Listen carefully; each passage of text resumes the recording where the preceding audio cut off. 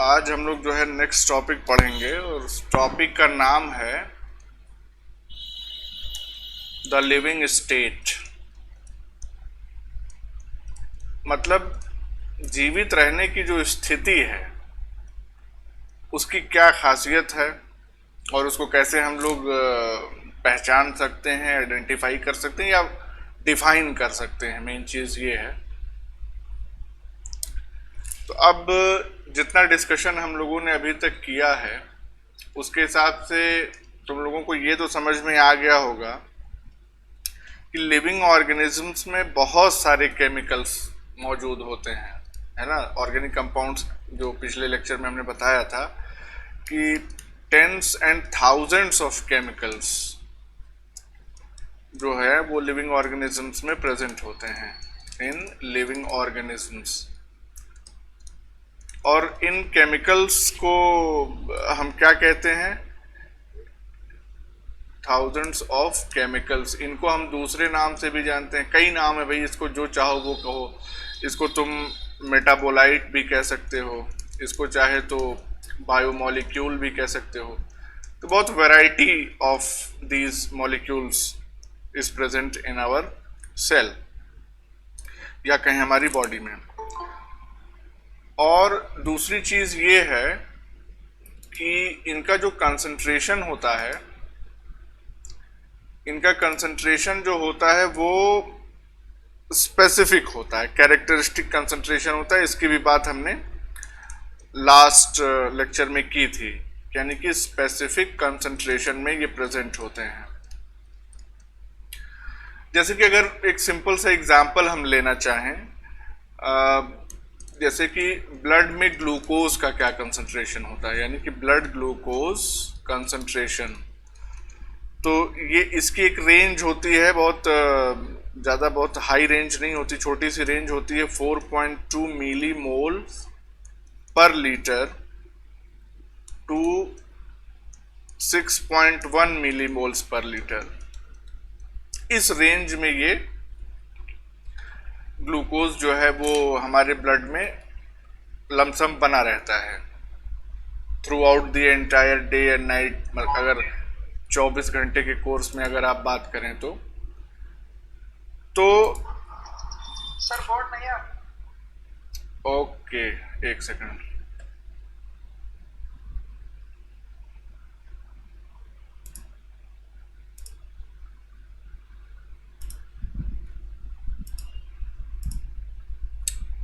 हाँ, अब आ रहा है।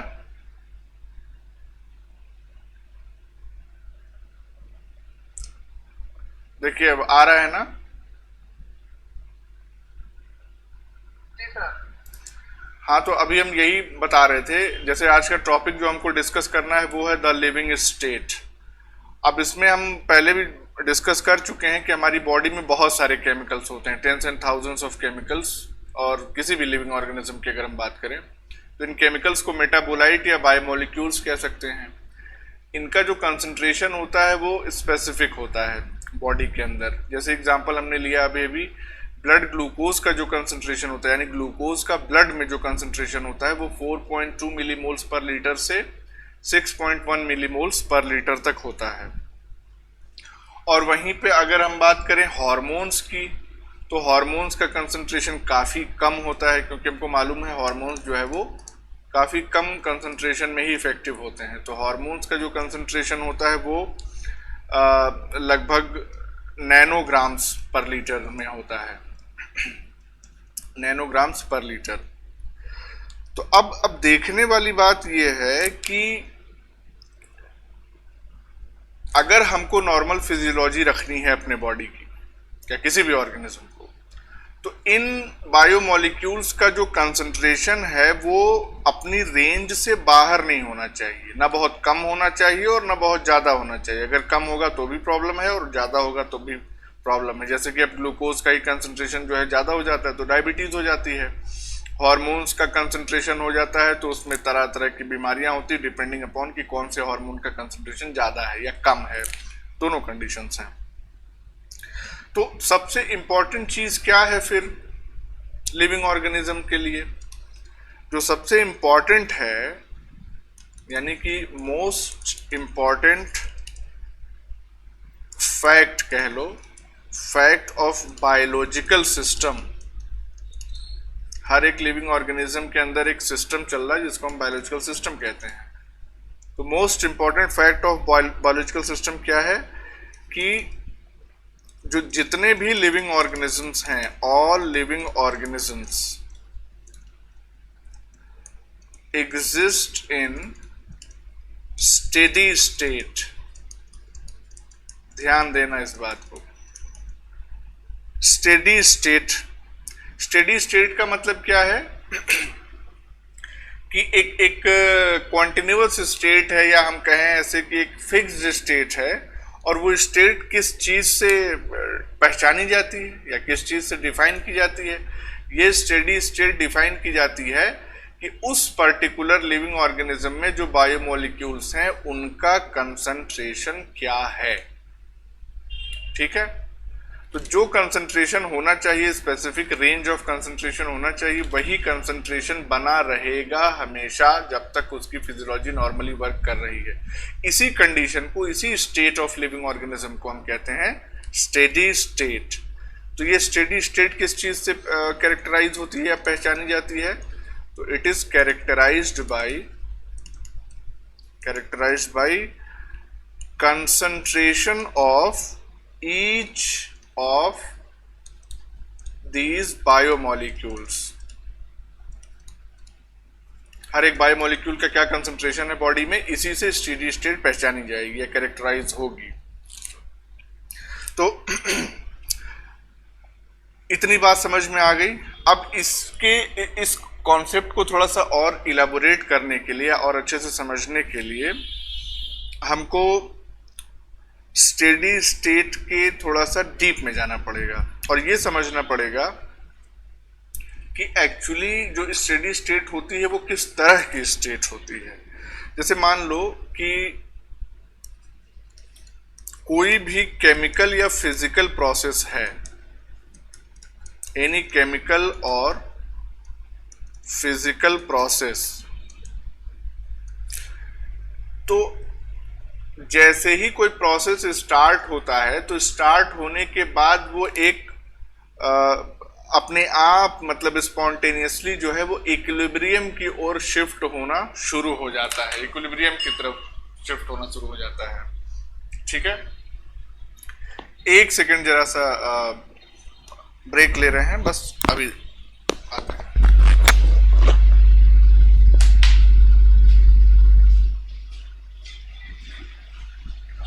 समीर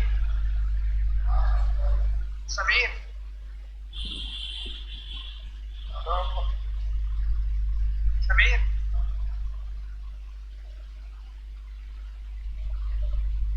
हेलो समीर,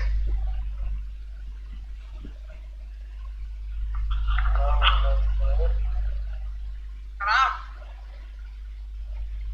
सर जी कुछ बोर्ड के बाद में लिखता हूँ।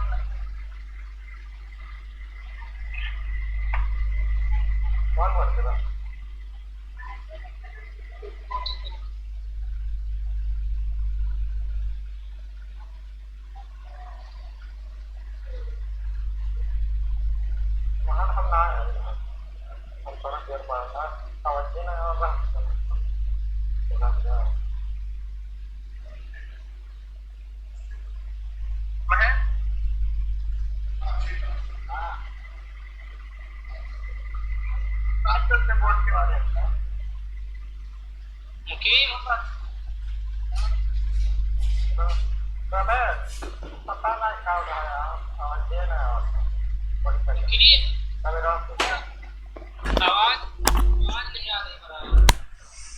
हाँ भाई, आवाज नहीं आ रही है? अरे तो अभी तो हम कुछ बोल ही नहीं रहे थे, तो आवाज कैसे आएगी? अब बोलना स्टार्ट किए हैं तो चलो ठीक है, वापस से आते हैं। तो हम बता रहे थे कि जो केमिकल या फिजिकल प्रोसेस होते हैं, एक बार शुरू होने के बाद ये स्पॉन्टेनियसली जो है, यानी कि आफ्टर स्टार्टिंग दे स्पॉन्टेनियसली, स्पॉन्टेनियसली का मतलब क्या हुआ? स्पॉन्टेनियसली मतलब अपने आप, स्वतः। मूव टूवर्ड्स इक्विलिब्रियम, यहां पे एक ही एल होगा इक्विलिब्रियम में। Move towards equilibrium. अब इसका क्या मतलब है, ऐसे समझो, जैसे मान लो कि एक पेंडुलम ले लिया तुमने। पेंडुलम तो जानते हो ना, नहीं जानते हो? ये इस तरह से होता है, इसके नीचे गोल सा होता है और ये एक मूविंग रॉड के सहारे ऐसे लटका रहता है। तो ये क्या है? This is a pendulum. अब इसको अगर यहां पे ले जाके ऊपर इस तरह से, अगर यहां पे ले जाके इसको तुमने छोड़ दिया तो क्या होगा? ये पेंडुलम वापस इधर जाएगा, फिर इधर से वापस इधर आएगा। धीरे धीरे कई बार ये दोनों साइड जाते आते जाते आते धीरे धीरे फाइनली जो है फिर से, यानी कि यहां पे आके फिर से रुक जाएगा, स्टॉप्स। इसका मतलब कि ये जो स्टेट है इसकी, कि पेंडुलम सिंपली लटका हुआ है, ये इसकी इक्विलिब्रियम स्टेट है।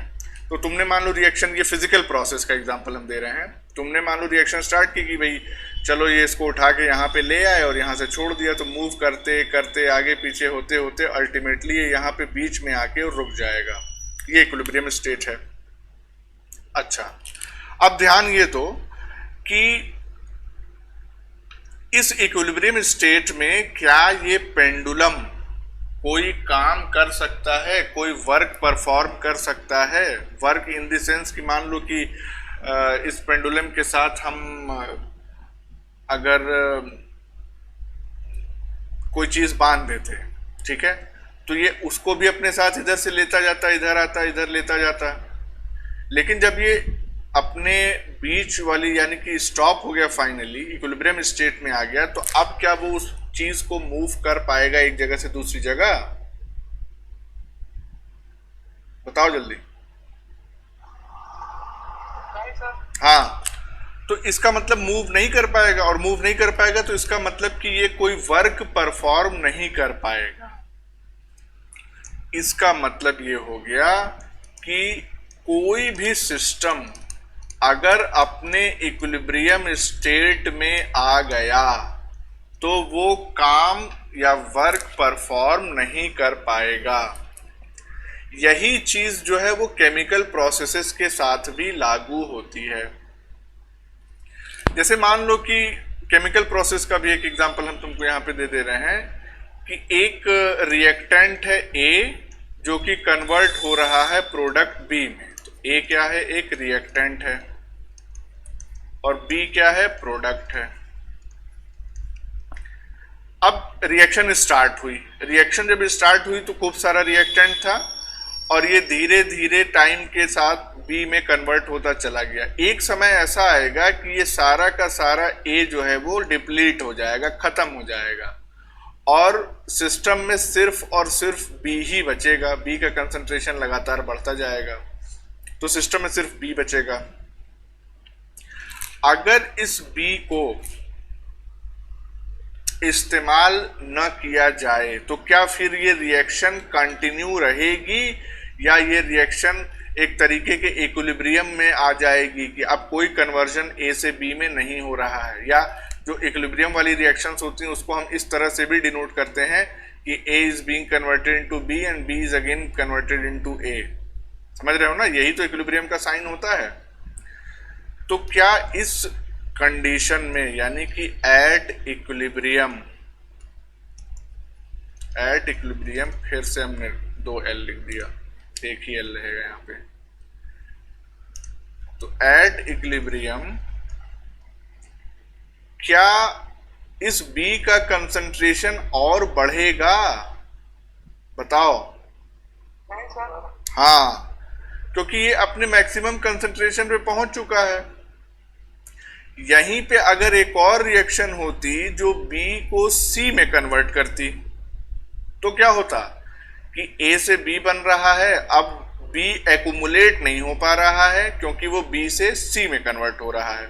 तो इसका मतलब कि ये वाली रिएक्शन भी आगे चलती और ये वाली रिएक्शन तो चल ही रही है। तो अगर किसी भी सेल में कोई रिएक्शन हो रही है और वो रिएक्शन इक्विलिब्रियम पे पहुंच गई, तो इसका मतलब क्या होगा कि अब वो रिएक्शन आगे नहीं बढ़ेगी, और अगर वो रिएक्शन आगे नहीं बढ़ेगी तो उस पर्टिकुलर रिएक्शन की वजह से जो काम हो रहा था सेल में, वो काम होना रुक जाएगा, बंद हो जाएगा। इसीलिए जो स्टेडी स्टेट की हम बात कर रहे हैं ऊपर, इस स्टेडी स्टेट की जो हम बात कर रहे हैं, ये ऐसी स्टेट होती है कि इस स्टेट में सेल इक्विलिब्रियम पे ना पहुंचे। अगर इक्विलिब्रियम पे सेल की रिएक्शंस पहुंच जाएंगी तो काम होना बंद हो जाएगा, काम होना बंद हो जाएगा तो सेल की डेथ हो जाएगी। भाई अगर वर्क ही नहीं परफॉर्म कर पाएगी सेल कोई भी, तो ना वो किसी चीज को, किसी न्यूट्रिएंट को अपने अंदर ले पाएगी, ना मेटाबॉलिक वेस्ट को अपने से बाहर निकाल पाएगी। तो इस तरह से क्या होगा, वो सिस्टम पूरा फेल हो जाएगा और सेल जो है वो सेल की डेथ हो जाएगी। तो इसलिए ये बात एकदम से आप लोग गांठ बांध लीजिए कि जो स्टेडी स्टेट होता है, स्टेडी स्टेट, ये एक नॉन इक्विलिब्रियम स्टेट होती है। Non equilibrium state. क्यों? कारण क्या है? बिकॉज एट इक्विलिब्रियम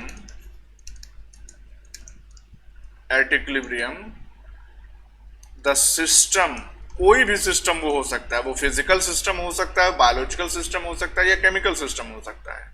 तो at equilibrium the system is unable to perform work. कोई काम परफॉर्म नहीं कर पाएगा, जिस भी सिस्टम की हम बात करें, चाहे बायोलॉजिकल हो, केमिकल हो, या फिर फिजिकल सिस्टम हो। इसीलिए ये जो स्टेडी स्टेट है वो एक नॉन इक्विलिब्रियम स्टेट होती है। और वो नॉन इक्विलिब्रियम स्टेट कैसे अचीव की जाती है, जो अभी हमने ऊपर एग्जांपल दिया कि जैसे जैसे ए कन्वर्ट होता जाएगा बी में और बी का कंसंट्रेशन बढ़ता जाएगा, तुरंत बी को सी में कन्वर्ट कराएगी सेल, ताकि बी का कंसंट्रेशन एक सर्टेन लेवल से ऊपर ना जाए और ये इस रिएक्शन में इक्विलिब्रियम एस्टेब्लिश ना हो पाए।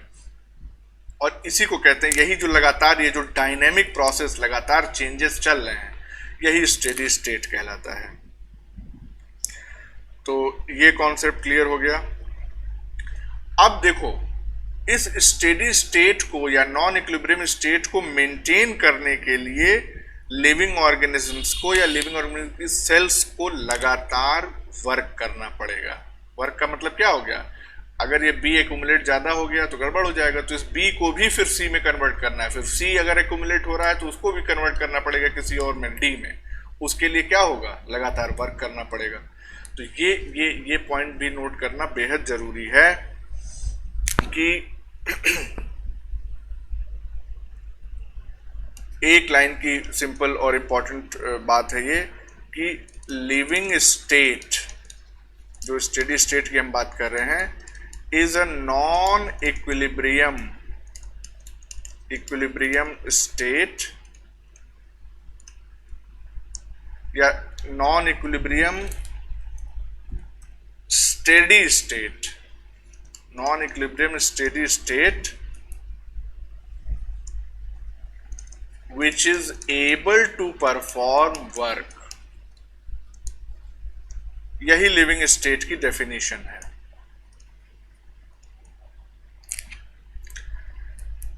तो जितने भी लिविंग प्रोसेस हो रहे हैं हमारी बॉडी में या किसी भी एनिमल की या ऑर्गेनिज्म की बॉडी में, वो किस लिए हो रहे हैं?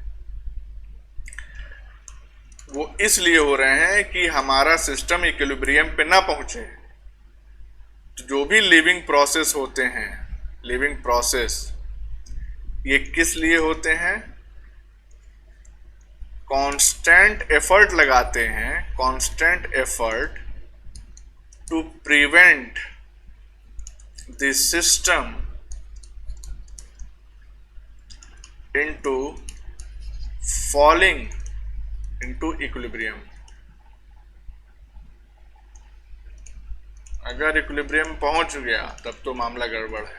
तो जितने भी लिविंग प्रोसेस हैं उसका मकसद क्या है, वो एक कांस्टेंट एफर्ट है to prevent the system into falling into equilibrium. अच्छा, अब ये होता कैसे है, इस काम के लिए क्या चाहिए,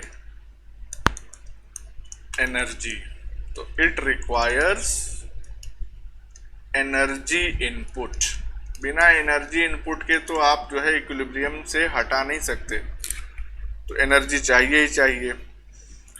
अब ये जो एनर्जी है ये कहाँ से मिलेगी, हाँ, तो ये जो एनर्जी है ये मिलती है, energy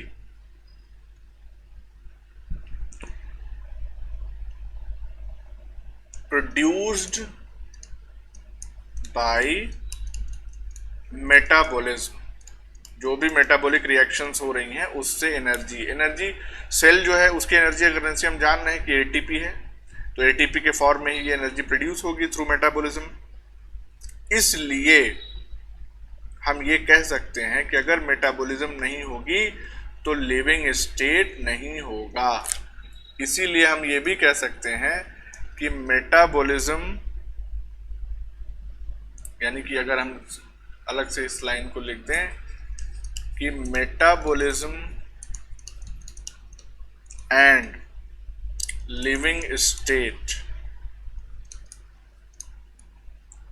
are synonymous.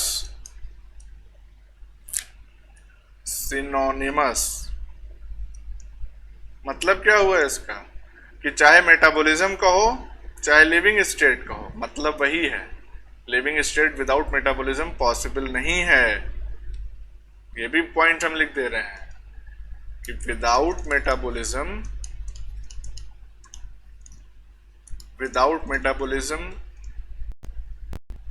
There can not be a living state. और ये पूरा कॉन्सेप्ट हमने आपको क्लियर कर दिया, समझ में आ गया होगा मेरे ख्याल से। कोई कंफ्यूजन है तो पूछ लीजिए अभी। चलिए अब नेक्स्ट टॉपिक की तरफ बढ़ते हैं हम लोग। नेक्स्ट टॉपिक हमारा है एंजाइम्स।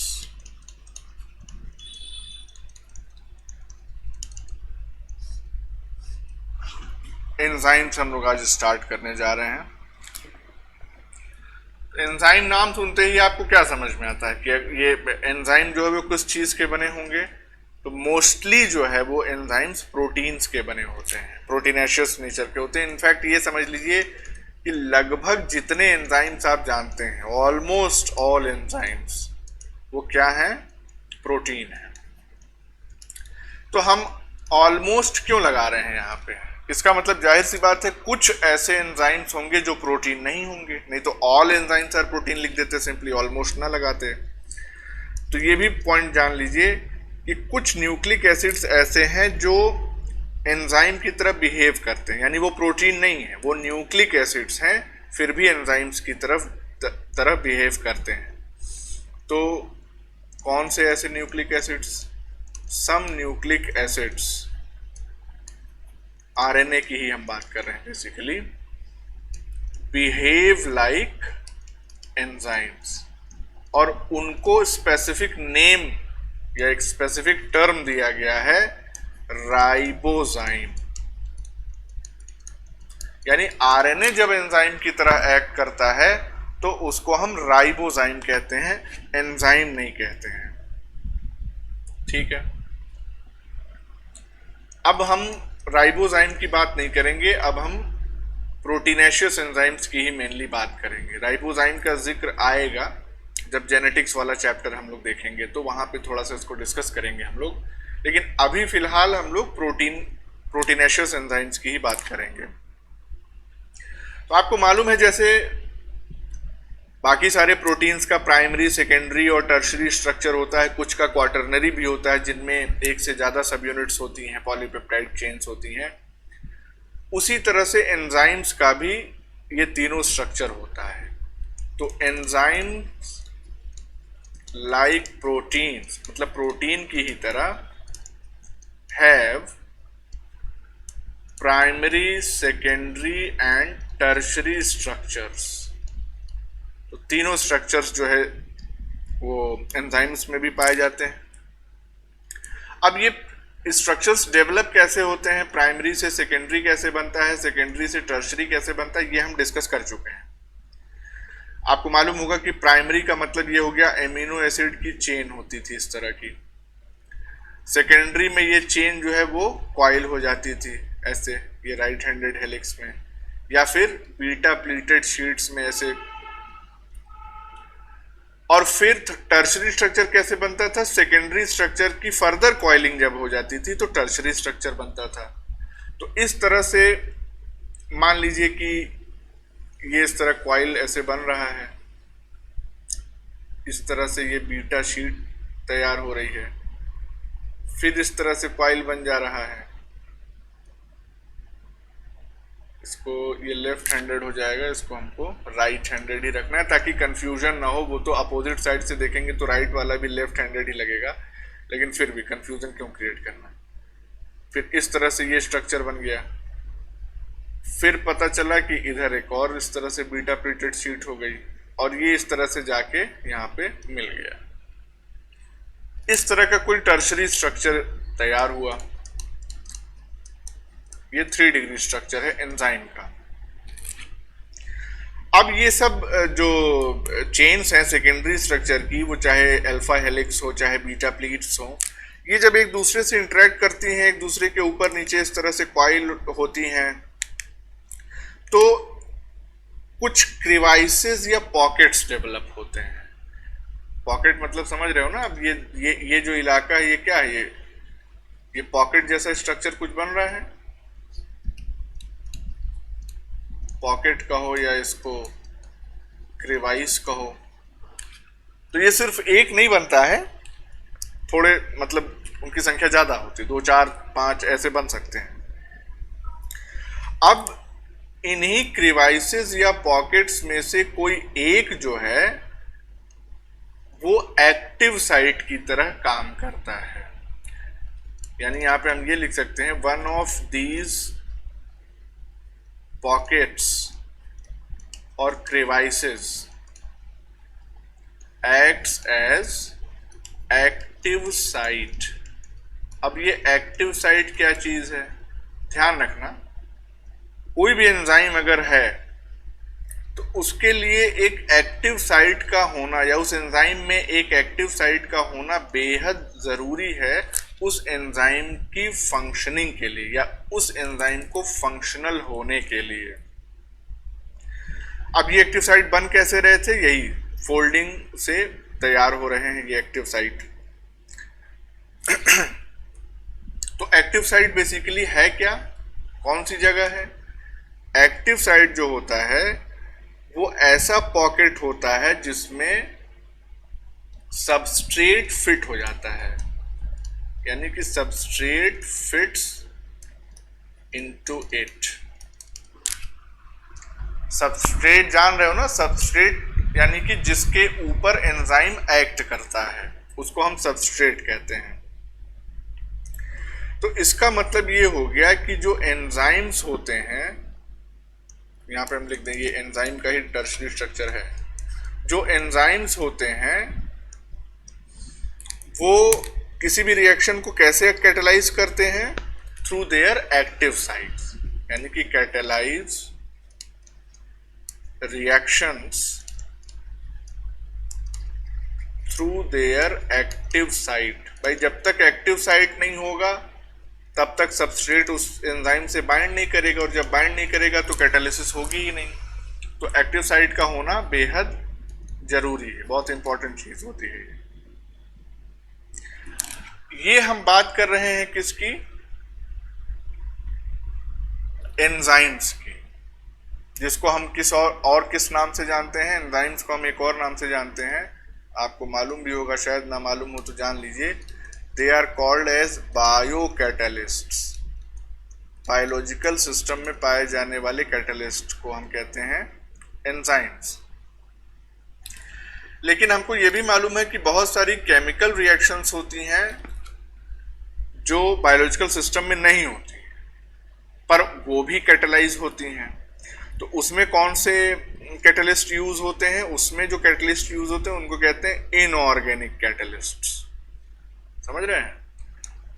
तो इनऑर्गेनिक कैटलिस्ट्स, अब ये जो कैटलिस्ट्स होते हैं ये कहाँ पे यूज होते हैं? Used in inorganic chemical reactions. तो ये वो रिएक्शंस होती हैं जो किसी लिविंग ऑर्गेनिज्म की बॉडी में नहीं होती हैं। अब बात ये आती है कि इनऑर्गेनिक कैटलिस्ट में और बायो कैटलिस्ट में डिफरेंसेस क्या क्या है। बहुत सारे डिफरेंसेस हैं, हमको बहुत ज़्यादा डीप में उसमें जाने की ज़रूरत नहीं है, लेकिन जो फंडामेंटल डिफरेंस है, बहुत बेसिक डिफरेंस और बहुत इंपॉर्टेंट डिफरेंस है, उसको हमें जानने की ज़रूरत है। तो उस चीज़ को अगर हम यहाँ पे मेंशन करें कि द मेजर डिफरेंस, जो बड़ा अंतर है इन दोनों में, मेजर डिफरेंस बिटवीन बायोकैटलिस्ट यानी कि एंजाइम एंड इनऑर्गेनिक कैटलिस्ट,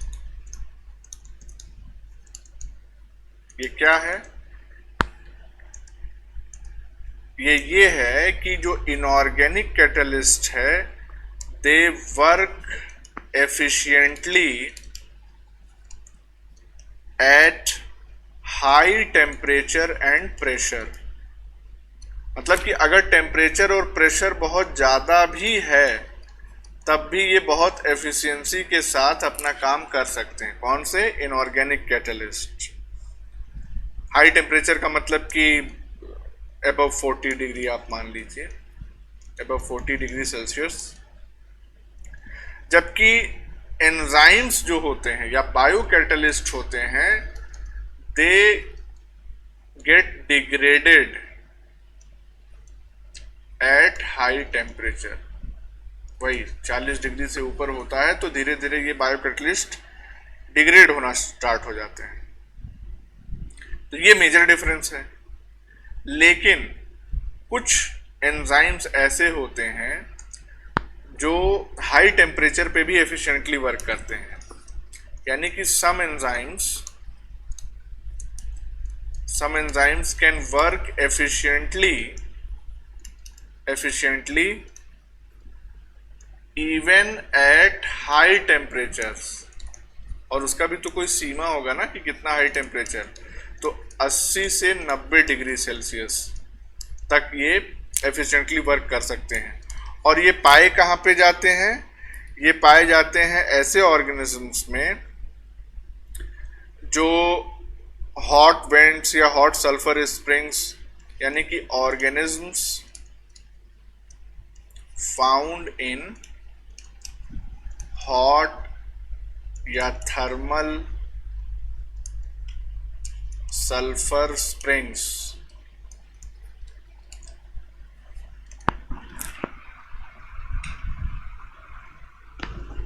अगर स्पेसिफिक हमको एग्जाम्पल देखना है तो समझ लो कि हम बात कर रहे हैं आर्के बैक्टीरिया की। आर्के बैक्टीरिया और थोड़ा सा स्पेसिफिक हमको होना है तो आपको याद होगा रिकॉम्बिनेंट डीएनए टेक्नोलॉजी में एक एंजाइम यूज होता है जिसको हम कहते हैं टैक पॉलीमरेज। टैक पॉलीमरेज ये जो एंजाइम होता है ये कहाँ से मिलता है? एक ऑर्गेनिज्म है जिसको हम कहते हैं थर्मस एक्वेटिकस।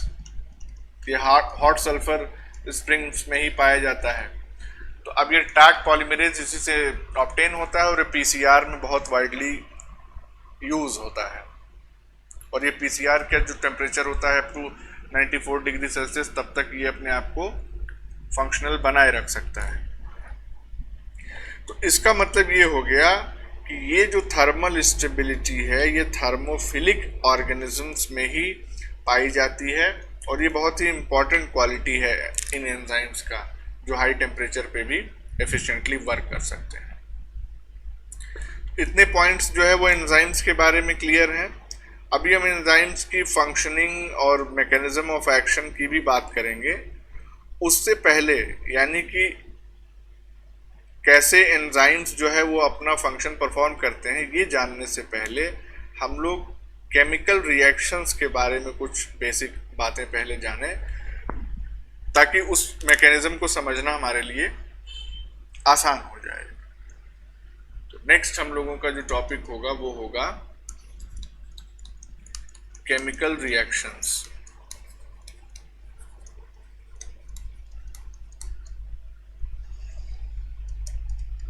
केमिकल रिएक्शंस, अब देखिए एंजाइम्स के बारे में हम अपनी समझ कैसे डेवलप करते हैं। एंजाइम्स के बारे में समझ डेवलप करने से पहले हमको केमिकल रिएक्शंस के बारे में अपनी समझ जो है वो डेवलप करनी होगी। तो देखो, कोई भी केमिकल कंपाउंड होता है, यानी एनी केमिकल कंपाउंड, अगर इसमें कोई चेंज हो रहा है तो वो मेनली दो टाइप का ही चेंज होता है। किसी भी केमिकल कंपाउंड में दो तरीके के चेंजेस हो सकते हैं। एक को हम कहते हैं फिजिकल चेंज और दूसरे को हम कहते हैं chemical change.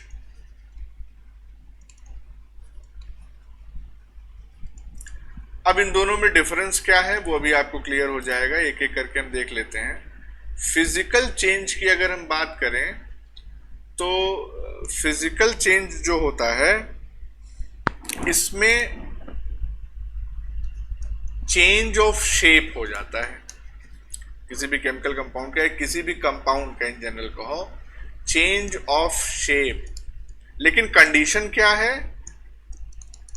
Without breaking of bonds. Bonds जो है वो नहीं टूटने चाहिए, उसके बावजूद अगर शेप चेंज हो रहा है तो ये क्या होगा? एक फिजिकल चेंज या फिजिकल प्रोसेस होगा।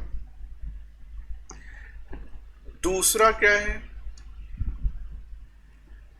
अब इसका एग्जांपल भी हम आपको बता देते हैं, थोड़ा सा स्पेस छोड़ के। दूसरा क्या है कि change in state of matter. भाई हम तीन स्टेट्स जानते हैं मैटर के, सॉलिड, लिक्विड और गैस। तो अगर किसी एक स्टेट ऑफ मैटर से दूसरे स्टेट ऑफ मैटर में चेंजेस आ रहे हैं तो वो क्या होंगे? फिजिकल चेंजेस होंगे। जैसे कि एग्जांपल ले लें, ice melts to form water, यानी कि आइस क्या था? सॉलिड था, और वाटर क्या हो गया? लिक्विड हो गया। तो यानी कि स्टेट जो है वो मैटर का चेंज हो गया। तो ये क्या है? ये फिजिकल प्रोसेस है। अच्छा, अब जैसे कि चेंज ऑफ शेप की अगर हम बात करें तो इसमें क्या है? अगर आप मिट्टी ले लीजिए, क्ले पॉटरी ऐसे कह दीजिए, आप मिट्टी लीजिए और मिट्टी से आप दिया बनाइए, घड़ा बनाइए या कुल्हड़ बनाइए, जो मन करे वो बनाइए। तो शेप तो आप चेंज कर रहे हैं लेकिन मिट्टी ही रहेगा वो। ऐसा नहीं है कि मिट्टी को शेप चेंज करके वो घड़ा बना दिए तो वो मिट्टी की जगह सोने का घड़ा बन जाएगा, नहीं, रहेगा वो मिट्टी। यानी कि उसके फॉर्म फैक्टर में भले चेंज आ जाए, उसके केमिकल नेचर में कोई चेंज नहीं आ रहा है। तो ये सारे क्या हो गए? Physical process. अब बात आती है कि केमिकल प्रोसेसेस कैसे होते हैं या केमिकल चेंजेस कैसे होते हैं। तो जब बॉन्ड्स टूटेंगे, ऑलरेडी मौजूद बॉन्ड्स टूटेंगे और उनकी जगह नए बॉन्ड्स बनेंगे, तब क्या होगा? ये एक केमिकल चेंज। तो केमिकल चेंज में क्या होता है? Bonds are broken and new bonds are formed। तो ये कैटेगराइज हो जाता है एक केमिकल चेन, और इसी को हम क्या कह देते हैं, इस तरह का अगर प्रोसेस हो रहा है तो ये एक केमिकल रिएक्शन कहलाएगी। जैसे एक एग्जांपल हम लें, हम अब केमिकल वाले की ही बात कर रहे हैं, तो इसमें हम एक एग्जांपल लेते हैं, barium hydroxide plus sulphuric acid. जब इनकी आपस में रिएक्शन होती है तो क्या हमको मिलता है, बेरियम सल्फेट और वाटर, ये चीजें मिल जाती हैं। तो ये क्या है, ये एक इनऑर्गेनिक केमिकल रिएक्शन है, इनऑर्गेनिक केमिकल रिएक्शन है, ये कोई फिजिकल प्रोसेस नहीं है। यहाँ पे पुराने बॉन्ड टूटे, बेरियम जो हाइड्रोक्सिल ग्रुप के साथ जुड़ा हुआ था वो यहाँ से टूट गया बॉन्ड और अब सल्फेट से जुड़ गया। तो ये क्या है, इनऑर्गेनिक केमिकल रिएक्शन है। इसी तरह से अगर एक और एग्जांपल हम आपको बताएं तो जैसे स्टार्च है, स्टार्च किस चीज का बना होता है, आपको मालूम है, ग्लूकोज का, और इसकी हाइड्रोलिसिस हो रही है और ये ग्लूकोज बना दे रहा है। यहाँ पे हाइड्रोलिसिस आप लिख सकते हैं, हाइड्रोलिसिस, तो ग्लूकोज बन रहा है। तो ये किस तरह की रिएक्शन है, ये एक ऑर्गेनिक केमिकल रिएक्शन है, क्योंकि यहाँ पे कार्बन कंपाउंड्स इन्वॉल्व हो रहे हैं, जबकि ऊपर वाले में कहीं भी कोई भी कार्बन कंपाउंड नहीं था। तो ये ऑर्गेनिक केमिकल रिएक्शन का एग्जांपल हो गया। अब देखिए, इतनी बात समझ में आ गई, कोई भी रिएक्शन अगर होती है, वो चाहे फिजिकल हो चाहे केमिकल हो। फिजिकल का मतलब कि जब बर्फ जो है वो पिघल रहा है और पानी बना रहा है, या पानी खौल रहा है और उससे वेपर बन रहा है, तो फिजिकल प्रोसेस हो गई। चाहे यहीं पे ऊपर ये कन्वर्जन जो है, चाहे पहला वाला ले लीजिए चाहे दूसरा ले लीजिए, कोई भी रिएक्शन अगर हो रही है तो जाहिर सी बात है उसका कोई ना कोई रेट होगा, किस रेट से वो केमिकल रिएक्शन हो रही है या वो ट्रांसफॉर्मेशन कितने देर में हो रहा है। तो रेट को समझना भी यहां पे जरूरी है, रेट ऑफ रिएक्शन। अब वो चाहे हम फिजिकल की बात करें चाहे केमिकल प्रोसेस की बात करें, इसको हम कैसे डिफाइन करते हैं, amount of product formed per unit time. एक यूनिट टाइम में कितना प्रोडक्ट बन रहा है, यानी एक स्पेसिफाइड टाइम में कितना प्रोडक्ट बन रहा है, इसी को हम कहते हैं रेट ऑफ रिएक्शन। जैसे इसको अगर हमको डिनोट करना हो तो rate is equal to delta P upon delta T. Delta sign हम लगाते हैं जब कोई चीज चेंज हो रही होती है, तो डेल्टा पी यानी प्रोडक्ट का भी कंसंट्रेशन चेंज हो रहा होगा, चेंज इन द सेंस कि बढ़ ही रहा होगा इन जनरल, अगर हम बात करें फॉरवर्ड रिएक्शन की। तो delta P upon delta T, time भी स्पेसिफाई कर दिया हमने, और टाइम तो चेंज होता ही रहता, टाइम को तो कोई रोक नहीं सकता। तो इस तरह से हम रेट को डिफाइन करते हैं। अब रेट को हम वेलोसिटी ऑफ द रिएक्शन भी कह देते हैं, यानी कि rate can also be called as velocity of reaction. लेकिन कब, if the direction of reaction is specified.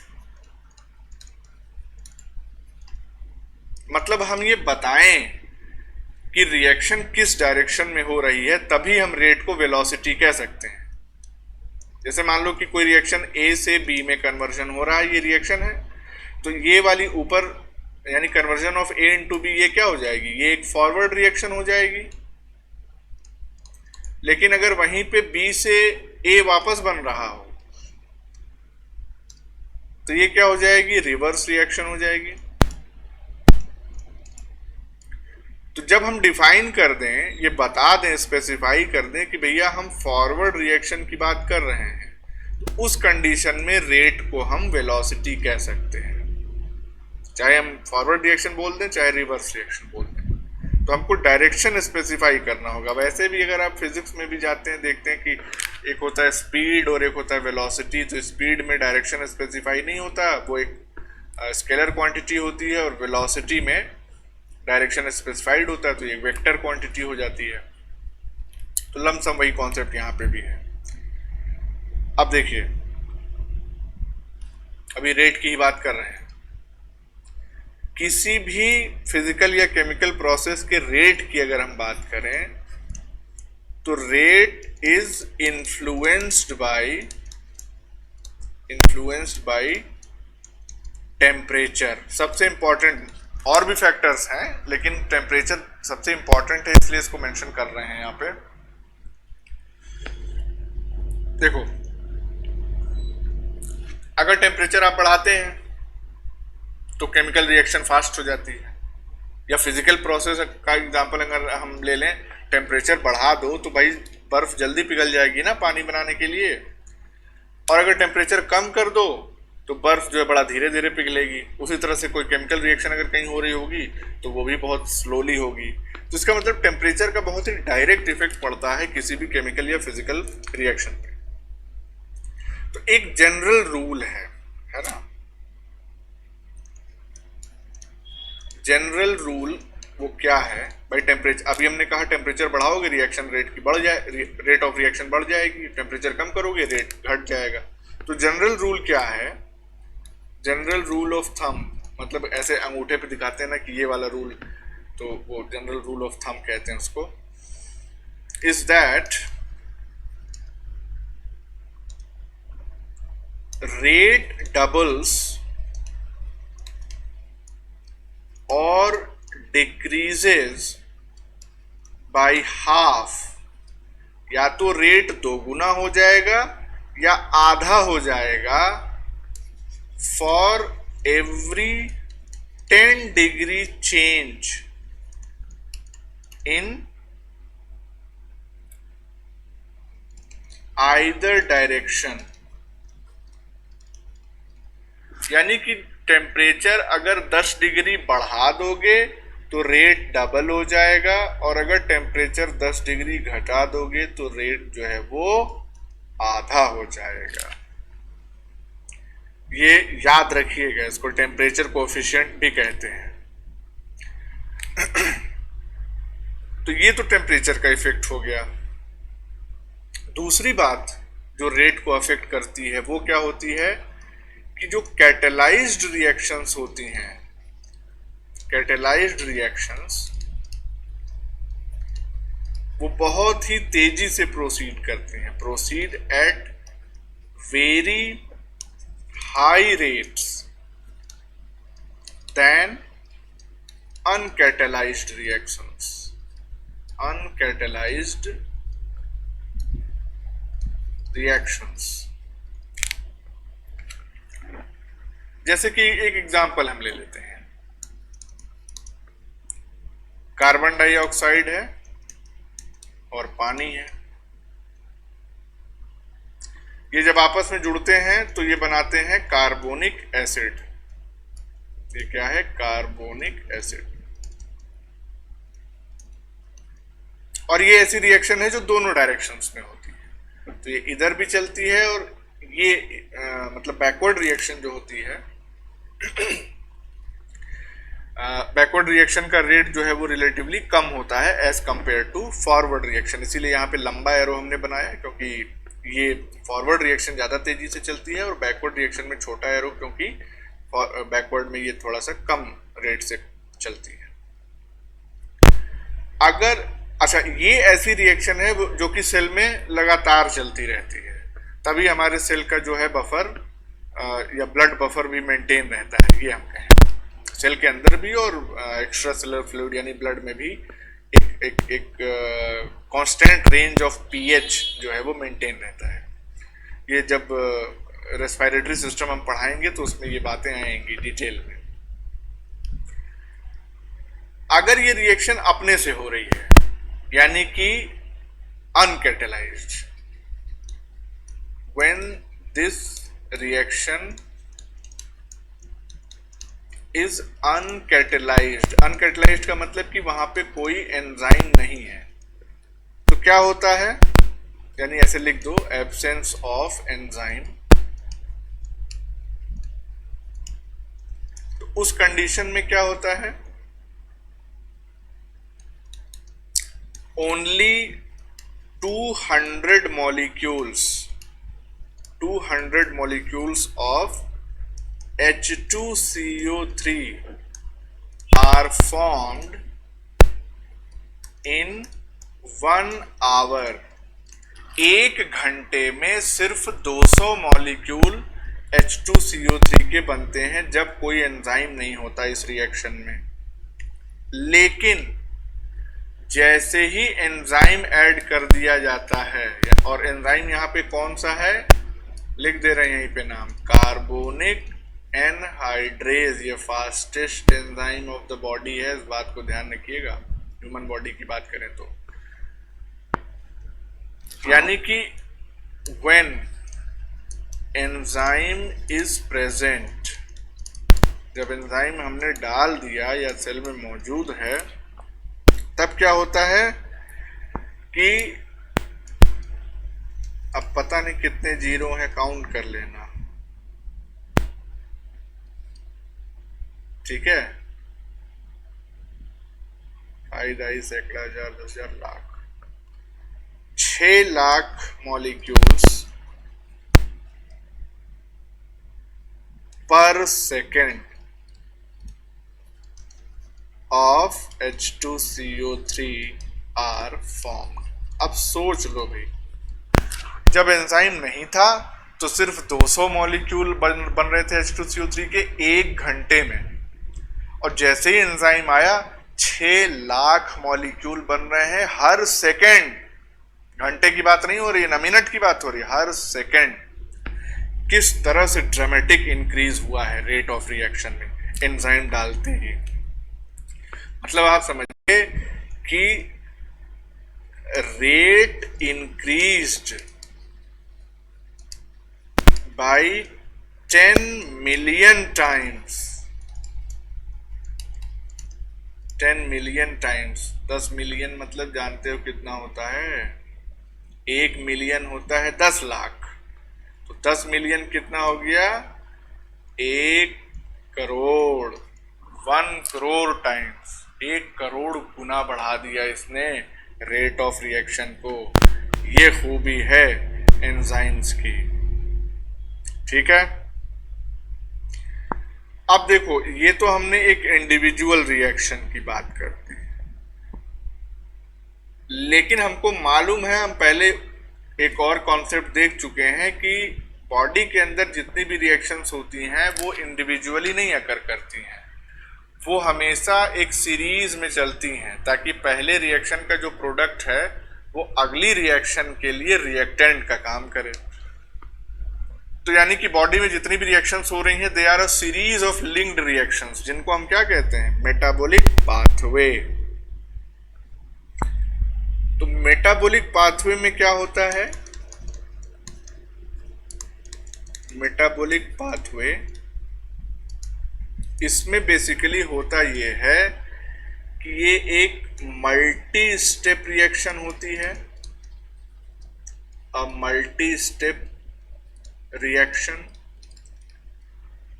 और यहां पे ईच स्टेप, हर एक स्टेप may be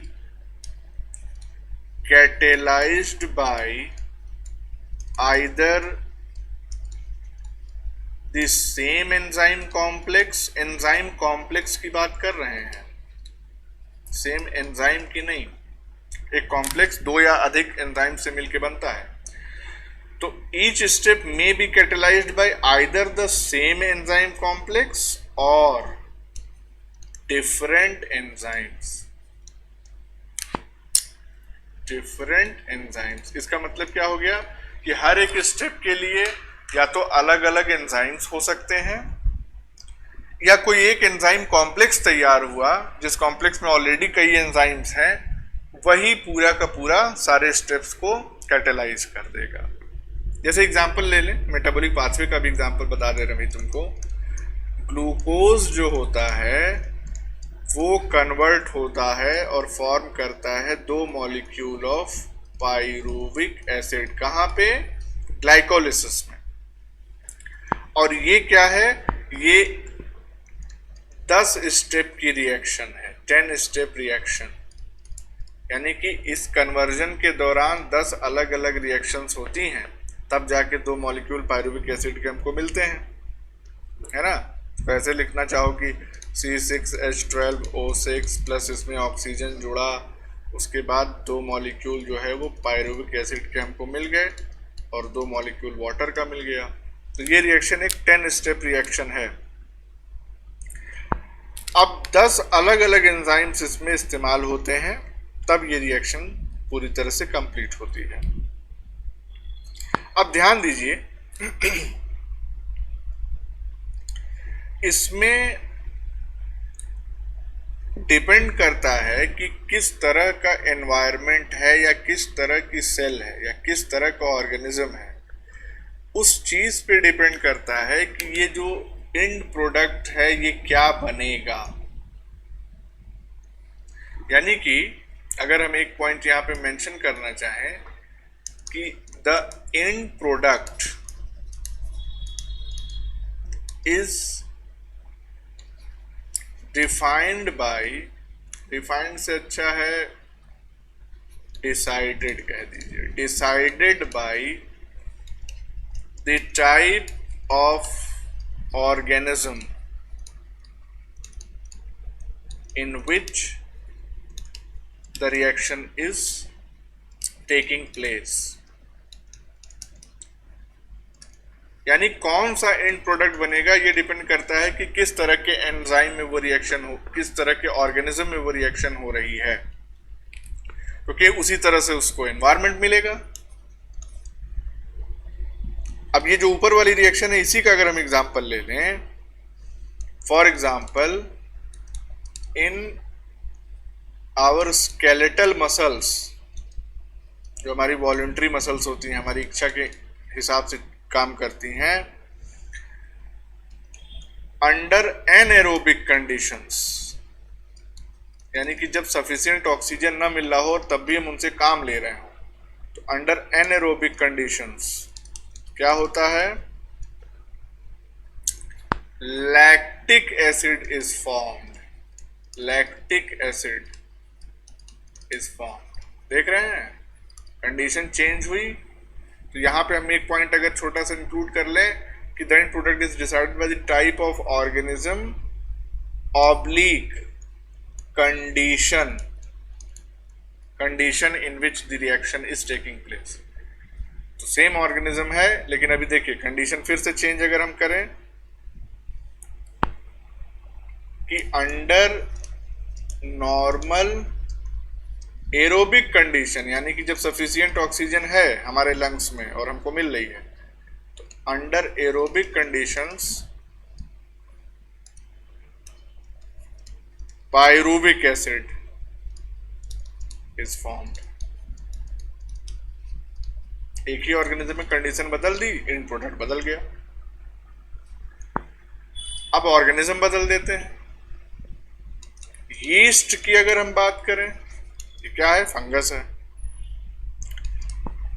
ये क्या करता है? फर्मेंटेशन करता है। तो ड्यूरिंग फर्मेंटेशन यीस्ट में क्या होता है? सेम पाथवे जो ऊपर वाला हमने लिखा था 10 स्टेप की जो रिएक्शन थी, same pathway leads to production of ethanol. बताओ, कहीं लैक्टिक एसिड बन रहा है, कहीं पायरुविक एसिड बन रहा है, कहीं इथेनॉल बन रहा है। और इथेनॉल क्या है? अल्कोहल है। इसका मतलब यही है कि अलग अलग कंडीशंस या ऑर्गेनिज्म में अलग अलग प्रोडक्ट्स पॉसिबल हैं फ्रॉम द सेम रिएक्शन या from the same metabolic pathway. तो ये जो कॉन्सेप्ट था ये था केमिकल रिएक्शंस का। तो मेरे ख्याल से केमिकल रिएक्शंस कैसे होती हैं और कैसे उनके प्रोडक्ट्स चेंज कर सकते हैं, ये आपको समझ में आ गया होगा।